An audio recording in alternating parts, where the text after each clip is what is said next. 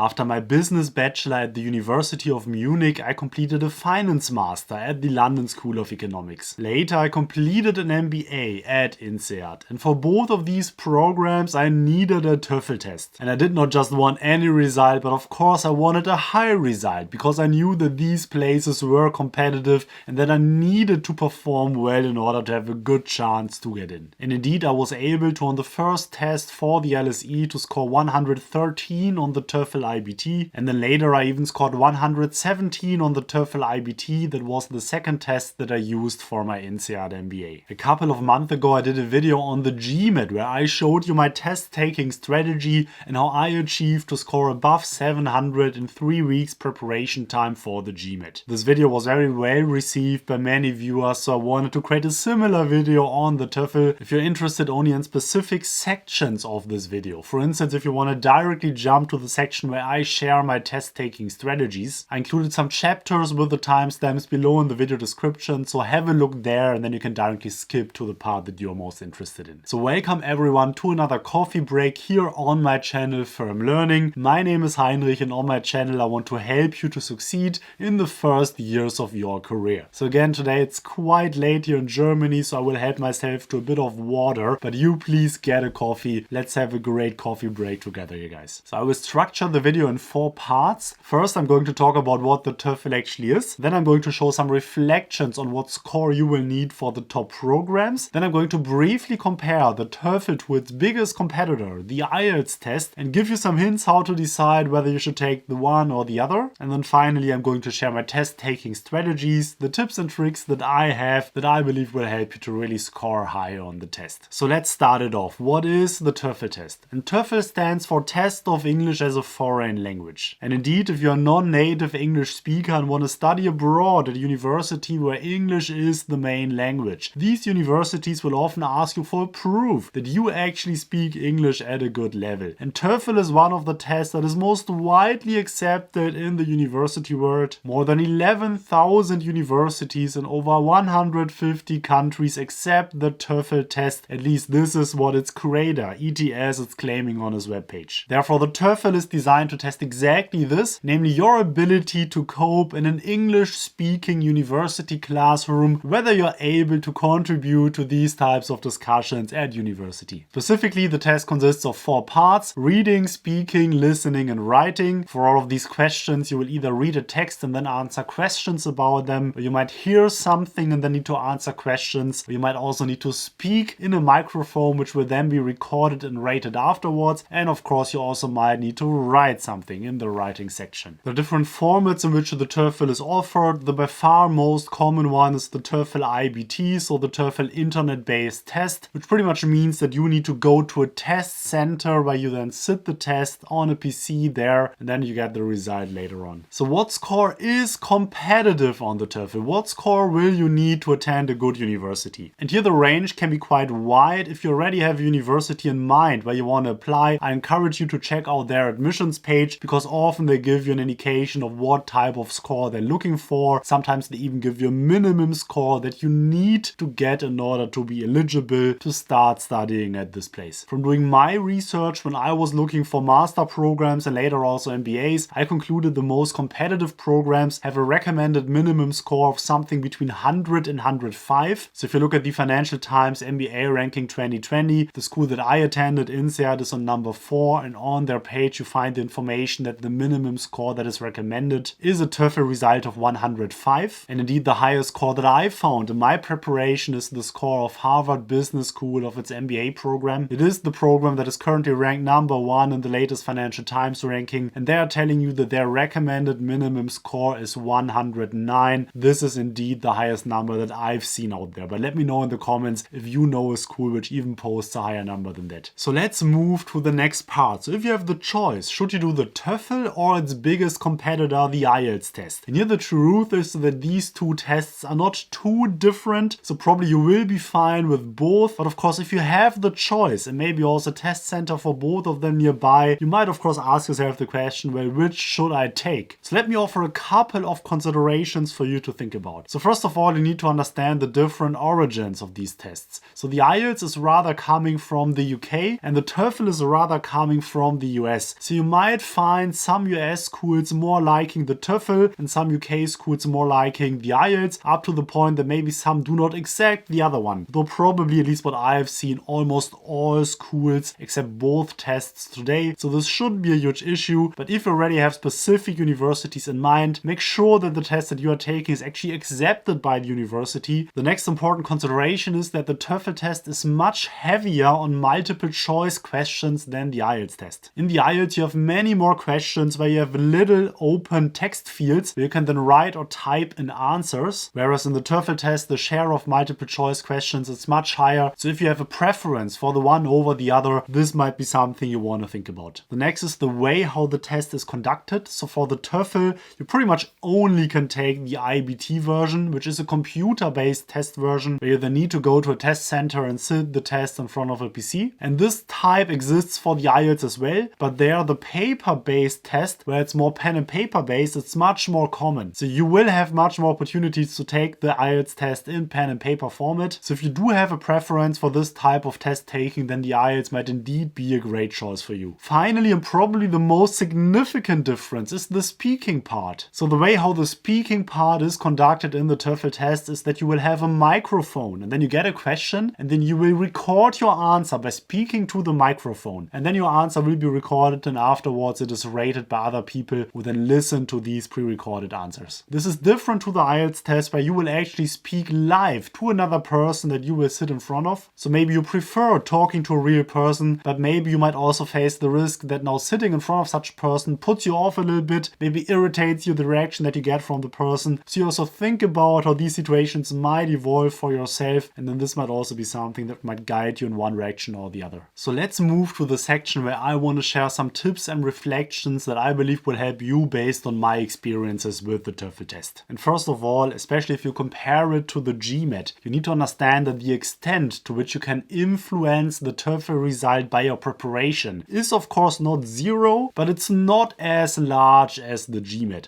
Or to put it differently, if you're really good at speaking English, you will probably score very high on the TOEFL, and if you're really bad at English, it will really be difficult for you to score high. Doesn't matter how much you prepare. This is of course different than the GMAT, because in the GMAT, even if you are smart, you will need to prepare, at least in most cases. So what this means for you is that if you really want to score high on the TOEFL, and especially if you have a bit more time to prepare, maybe you know that in 1 or 2 years you want to study abroad and then need the TOEFL when you do that, try to improve your intrinsic English speaking abilities, because this in the end will help you most in the test. And of course the best way to do that is to expose yourself to situations where you need to speak English. So maybe you have the opportunity to still do an internship abroad before you do that semester or that year abroad. So try to look for these opportunities, because this of course will help you tremendously. Besides that, try to read some English speaking magazines, some English speaking texts. For instance, for business students, magazines like The Economist of course are a great choice, because indeed in the TOEFL you will get exposed to more academic type of texts in the reading section, so getting used to reading these type of texts will benefit you. And last but not least, whenever you watch a video on the streaming platform of your choice, for instance Netflix, try to watch it in English, maybe also activate English captions, and then this will as well help you to get the English language into your head. The next tip is to do not worry about your accent. So you find it in the documentation, the specific policy of the TOEFL to not rate people by their accent. So I know people who said, oh shoot, now I need to try to get rid of my German accent or my Italian accent or my Indian accent because otherwise I might score bad on the test. No guys, just make sure that you can be easily understood, but the fact alone that you have an accent will not lead to any point reductions for yourself. And indeed, from reading my YouTube comments, I know that apparently many of you believe that my English is horrible and that I have a horrible German accent. And probably you're right, but the truth is that for the TOEFL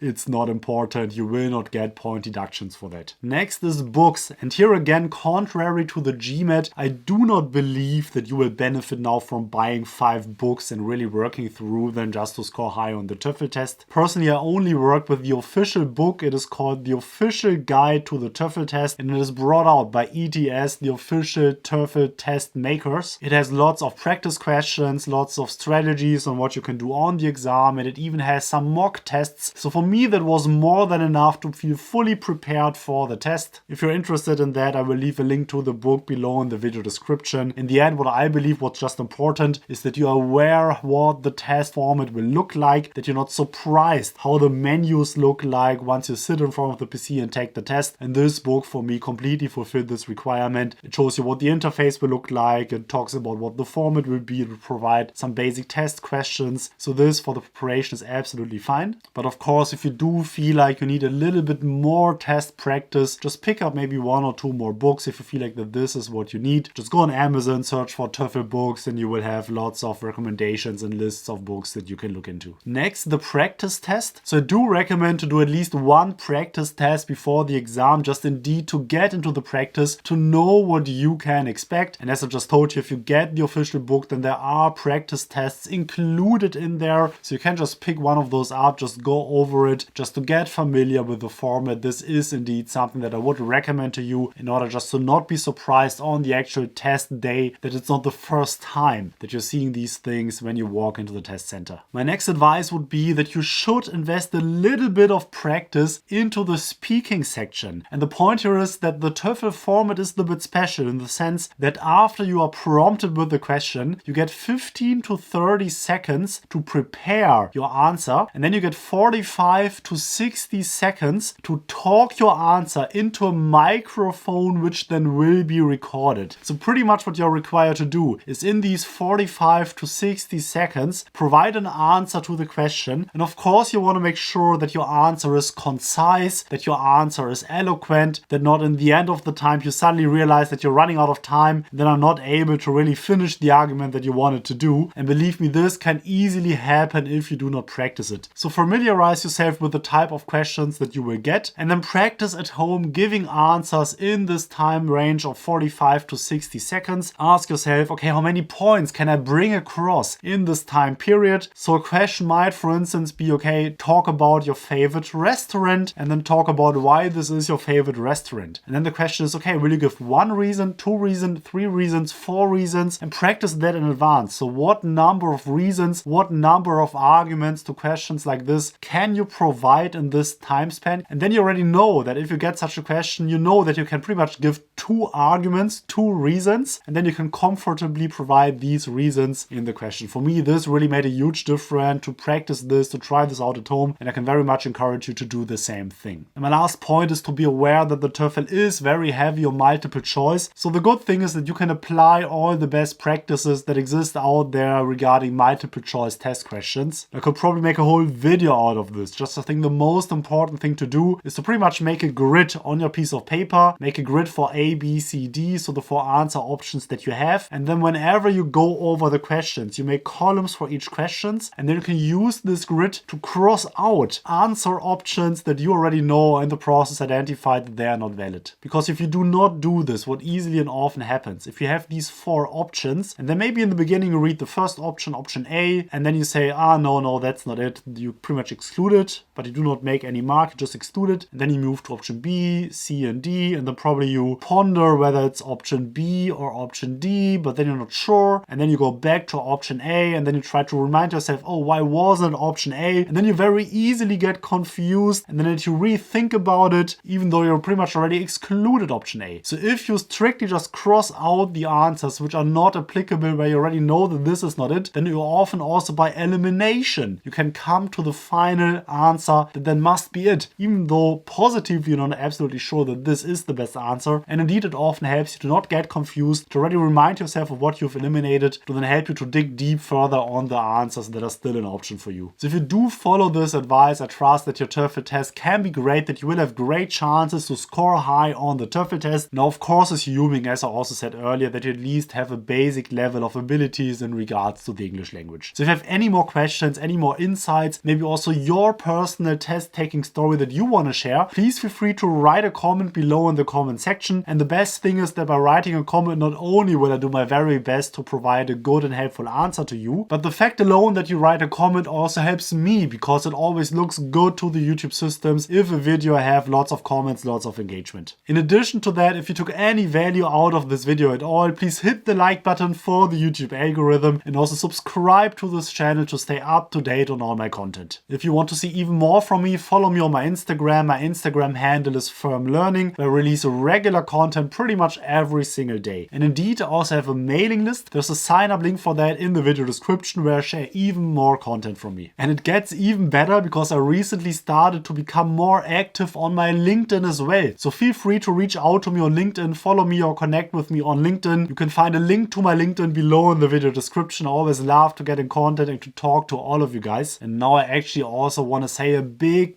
thank you to all the members of the channel, to all the members of Firm Learning. Thank you for contributing to the cause, for contributing to the channel. You're really making a difference for me. And if you are thinking about becoming a member as well, just hit the join button next to the subscribe button to learn what it's all about to become a member. And yes, by becoming a member, you have access to some member-only perks, so check it out. So if you watched until the end, thank you very much for that as well. Very much appreciated. I release new videos every single Saturday, so looking forward to talking to you again in 1 week, next Saturday. But until then, bye bye, enjoy the weekend, all the best guys. This is Heinrich, cheers.